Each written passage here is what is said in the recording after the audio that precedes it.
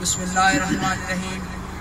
लातदाद हम्द व सना उस मालिक बुजुर्गवार के नाम कि जिसने तमाम इंसानों को नत्के कलाम की ताकतें अता की और हम सबको मिलाद मनाने का सलीका दिया।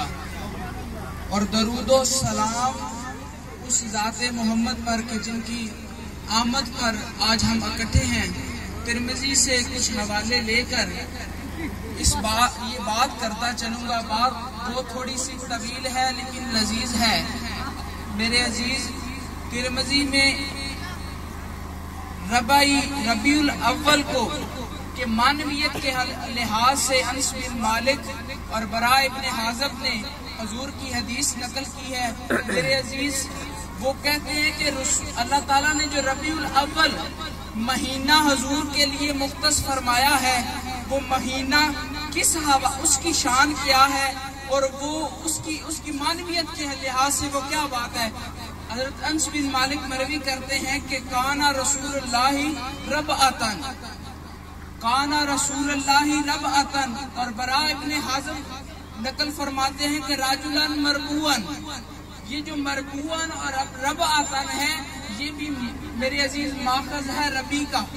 रबीउल अव्वल नबीउल नूर मतलब माह आमद मुस्तफ़ा सल्लल्लाहु अलैहि वसल्लम।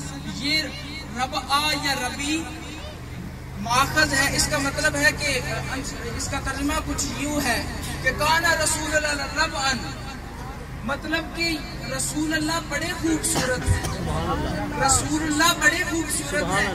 और रबआ से कुछ माखज़ होता है अरबा, मुरब्बा, जिसमें चार चीजों को, चार शक्लों वाली चीज को मुरब्बा कहते हैं। अरबा, मुरब्बा, अरबा का मतलब भी अरबी की इस्तिलाह में चार होता है और मुरब्बा भी चार शक्लों वाली चीज को कहते हैं। मेरे अजीज, मैं इसको ही आगे लेकर चलता जाऊं कि रबी का मतलब क्या है।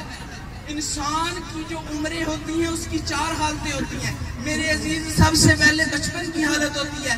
मेरे अजीज, उससे बड़ी जवानी की हालत होती है। मेरे अजीज, तीसरी उम्र वो होती है ना इंसान जवान होता है ना इंसान बूढ़ा होता है। और चौथी उम्र वो होती है कि जिसमें इंसान बिल्कुल बूढ़ा होता है। मेरे अजीज, अर्ज करता चलूं कि जवानी की हालत में खुदा एक सोना सा बच्चा अता फरमाए, उसको भी रबी कहते हैं। मेरे अजीज, उसके अलावा ये कहता चलूं कि मौसम भी चार है। अरबाओं को थोड़ा रबी को आगे लेके चलता चलूं कि मौसम भी चार है। एक बिल्कुल सख्त गर्मी होती है कि वो मौसम ऐसा होता है कि सख्त गर्मी की हालत में जो परिंदे होते हैं वो सर्द इलाकों की तरफ रुजू कर देते हैं। सख्त गर्मी में लो चलती है तो दूर बढ़ जाते हैं। इंसान का रहना जो है काबिल नहीं होता, बड़ी मुश्किल से इंसान रहता है। दूसरा वो मौसम होता है कि जिस मौसम में सख्त ठंड होती है कि इंसान को इतनी ठंड लगती है और जो परिंदे होते हैं वो सर्द जगह से गर्म जगह की तरफ जाने की रुजू करते हैं। और मेरे अजीज, बताता चलूं कि उसके बाद एक ऐसा मौसम होता है जो ना ठंड का बाप होता है ना ठंड का बेटा होता है, मतलब उसमें ठंड काबिले बर्दाश्त होती है। और एक रबीउल अव्वल, जो ग्रामर को जानते हैं वो लोग ये भी जानते हैं कि रबीउल अव्वल का मतलब है बहार, ठीक है। रबी का मतलब लफ्ज़ी मतलब बहार है। और मेरे अजीज, चौथा वो मौसम होता है बहार का। और उस बहार के मौसम को कुछ ऐसे मैं बयान करता चलूं कि जब बहार का मौसम आता है, फूल अपना गिरेबान चाक कर लेते हैं। अरे गालिब कहता है कि वो फूल जो है वो खिलता नहीं है, अपना गिरेबान चाक नहीं करता, महबूब की याद में अपने सीने को उखाड़ के अपना हुस्न दिखा लेता है।